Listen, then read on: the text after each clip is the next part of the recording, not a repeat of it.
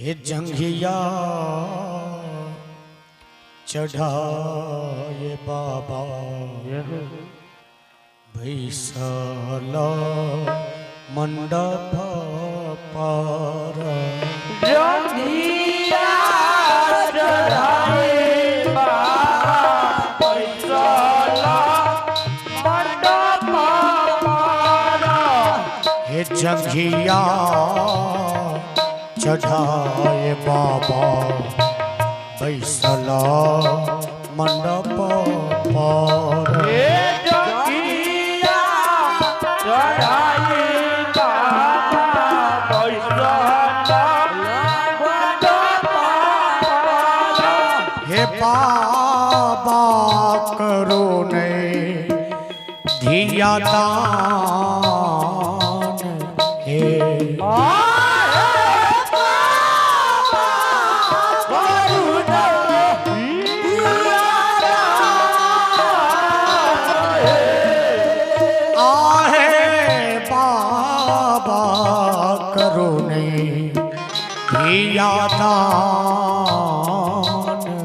हे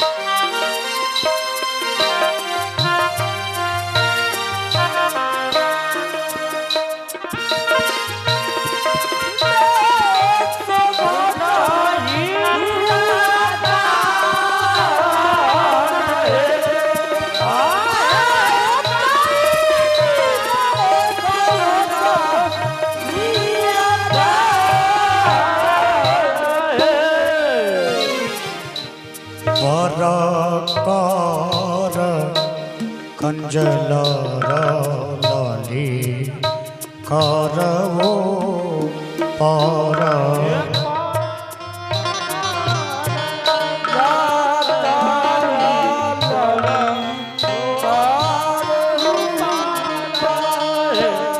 पर कर कंज तार लाली कर ओ पार।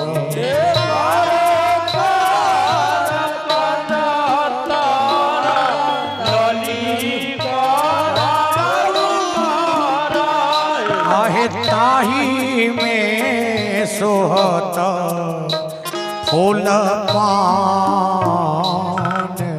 हे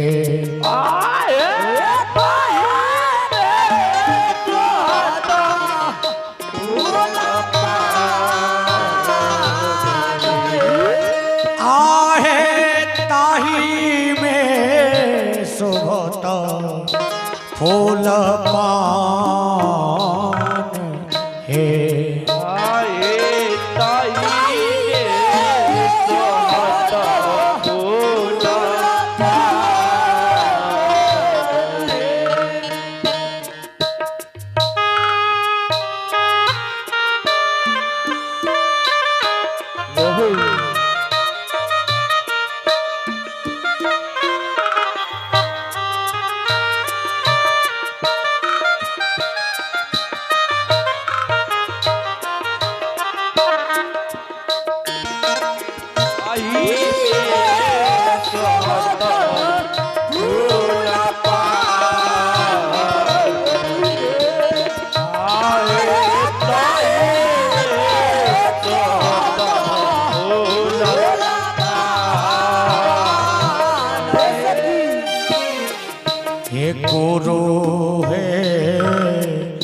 वशिष्ठ मुनि मंत्र उच्चार हे गुरु हे वशिष्ठ मुनि मंत्र उच्चार गुरु है वशिष्ठ मुनि मंत्र उच्चारते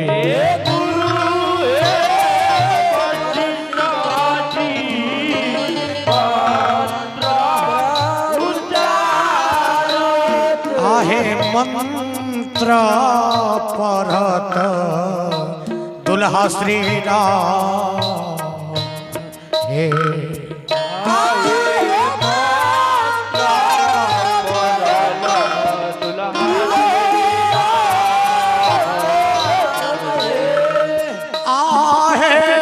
मंत्र पढ़त दुल्हा श्री राम हे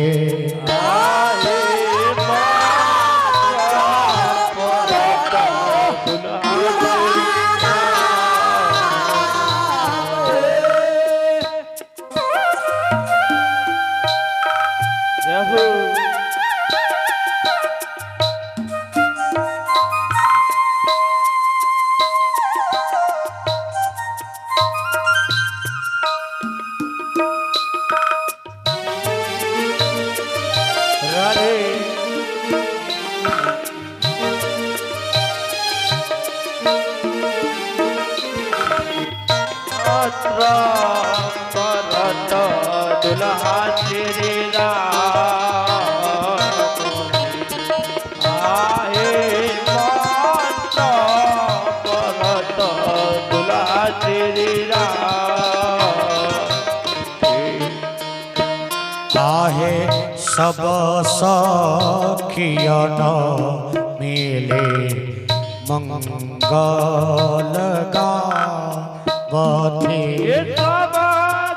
फूल डाल दिया सबसे फूल डाल दिया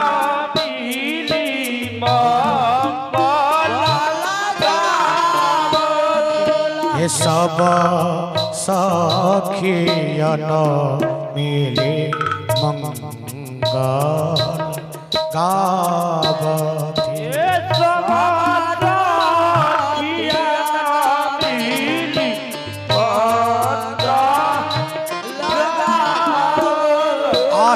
फूला बरसत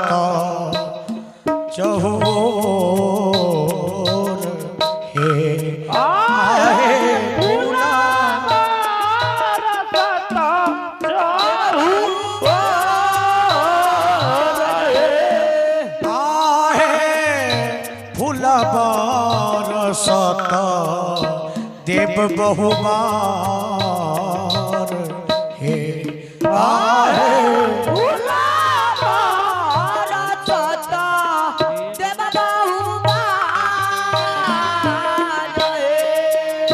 आहे सुसुकी रोबई मैया हे सुनैना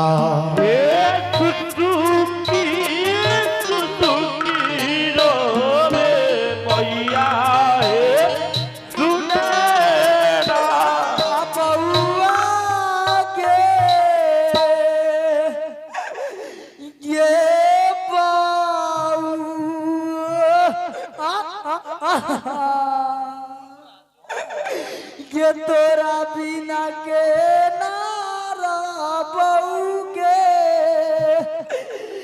ये मातानी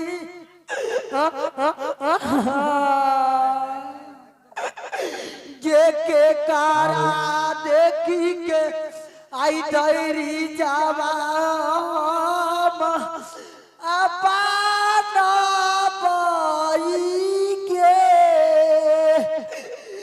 ये हमर सोना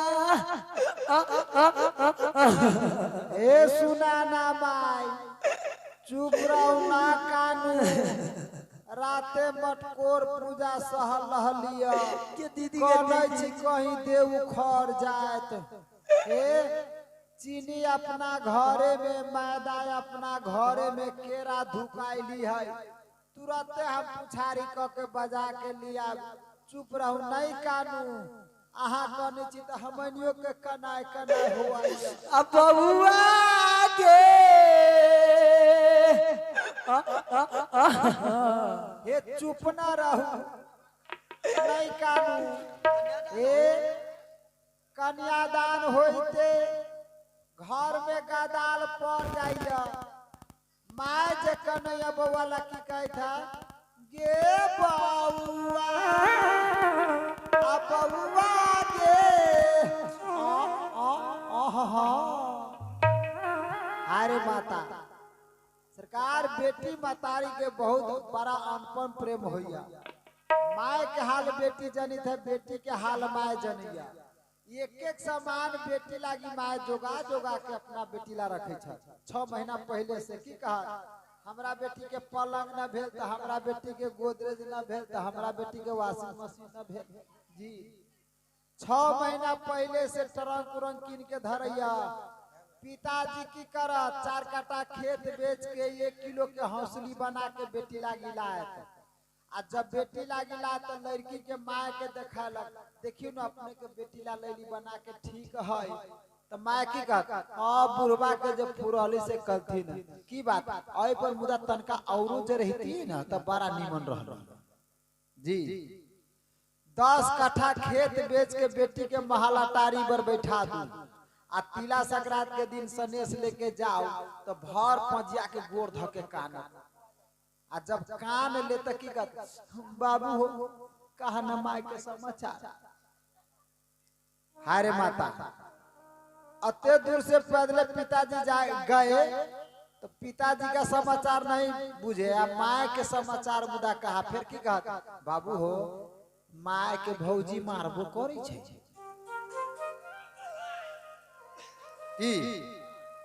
कहे छी ने बाबू हो घर से अल्लाह भौजी माय के मारबो करे छो। बेटी मतारी के सरकार इतना अनुपम प्रेम है की कहा, बेटी लागी कनबो करत, सब कुछ खोज खोज के रखबो करत। की कहा, गे बउआ गे तोरा बिनु के ना रहबै गे। अल्लाह से चुप रहती जा, गे पटिया छूट गेल यही बहन के धन दे जी। जेना हिनकर बहिन कोनित रही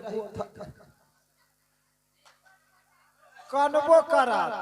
फिर की कहा, गे बउआ गे तोरा बिनु के ना रहबै गे। अल्लाह से चुप रहती जा, आगे लोटा छूट गेलियो धन दे।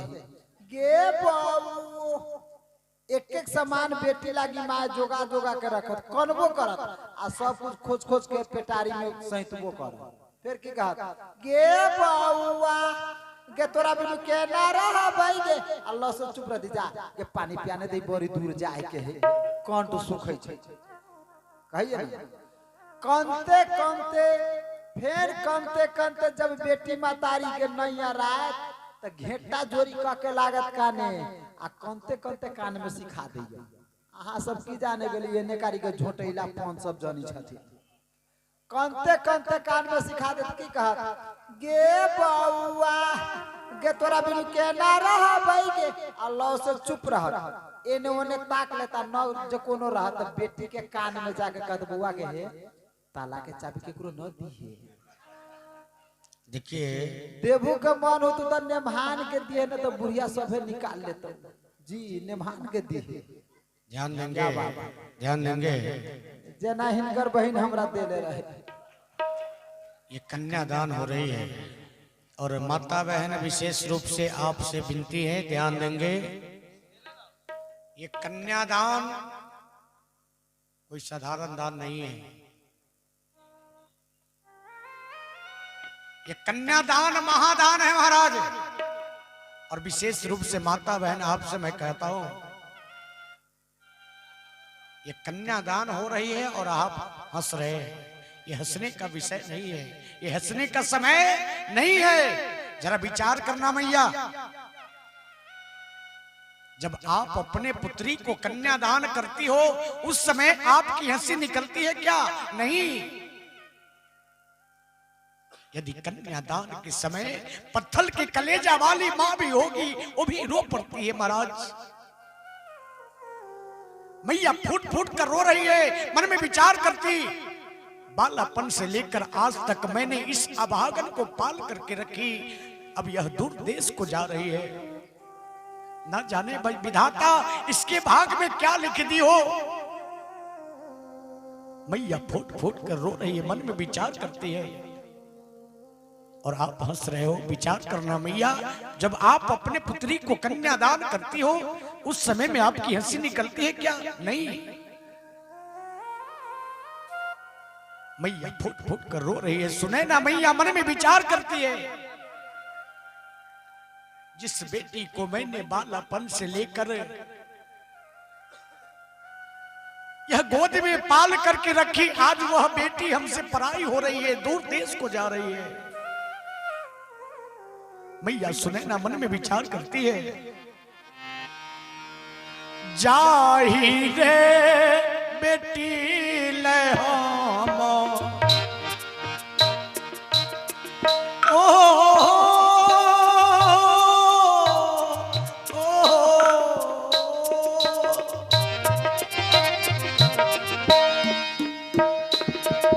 जाही रे बेटी ले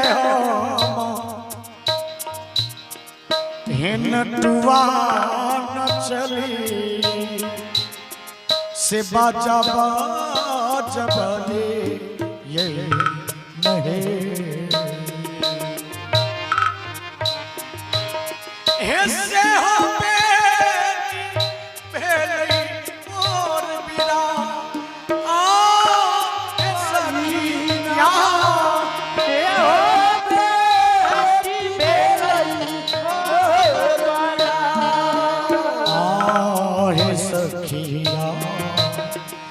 से हो बेटी भेले मोर बीरा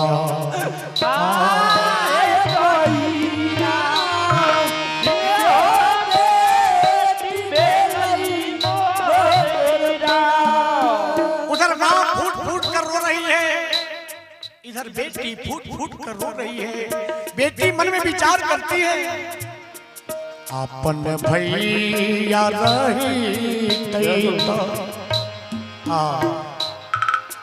हे डोली लागल जैतई, हे डोली लागल जैतई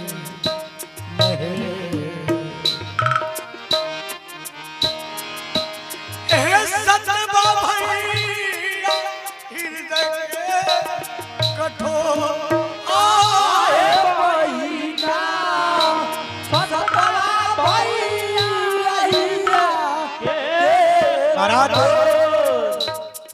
उस बहन से जाकर के पूछो दिल के हाल, जिसके पास में भाई ना हो उस बहना से जाकर के पूछो दिल के हाल।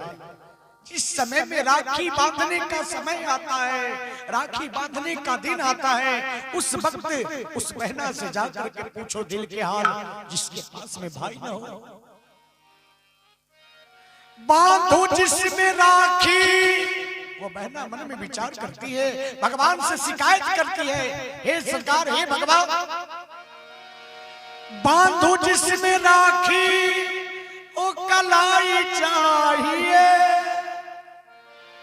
भगवान मुझे दे दे एक भाई चाहिए। बहना मन में विचार करती है, बांधो जिसमें राखी वो कलाई चाहिए, भगवान मुझे दे दे एक भाई चाहिए। बहना मन में विचार करती है, आपने भैया रही तई तो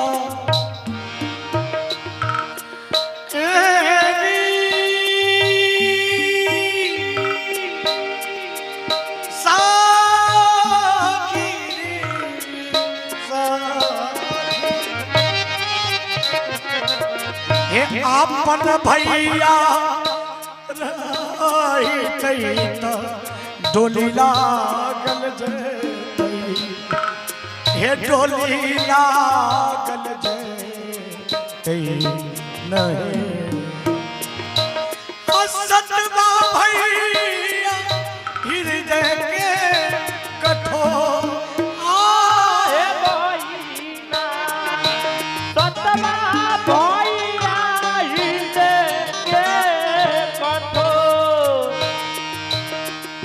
तोरे लागू पैया परो हे अगला कहरिया, हे अगला कहरिया नहीं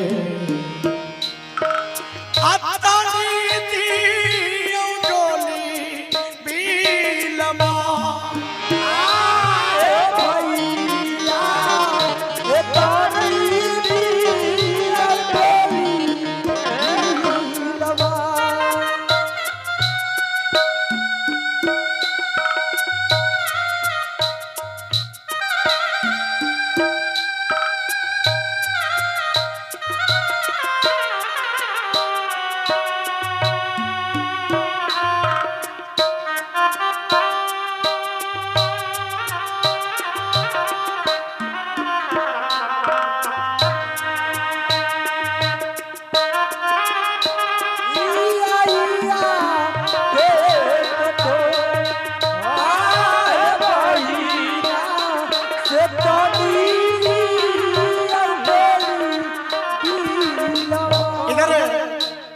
सखी सब मैया सुने ना सकई छथिन, हे माँ हे अम्मा अपने चुप रहियो, अपने कई दिन से जग सहल चलिए तबियत खराब हो जात।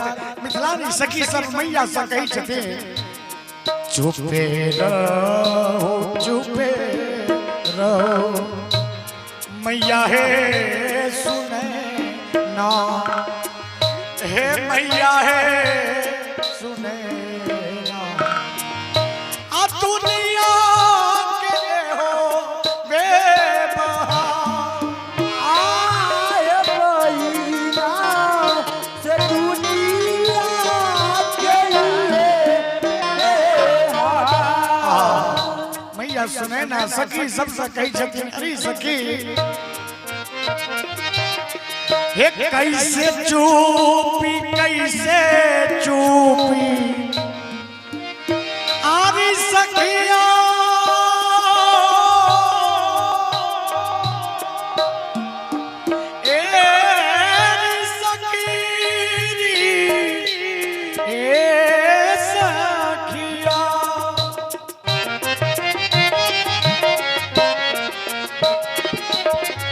कैसे चूपी संग के सहेलिया, ये संग के सहेलिया, हे बेटी भी न कोना राखब प्राण।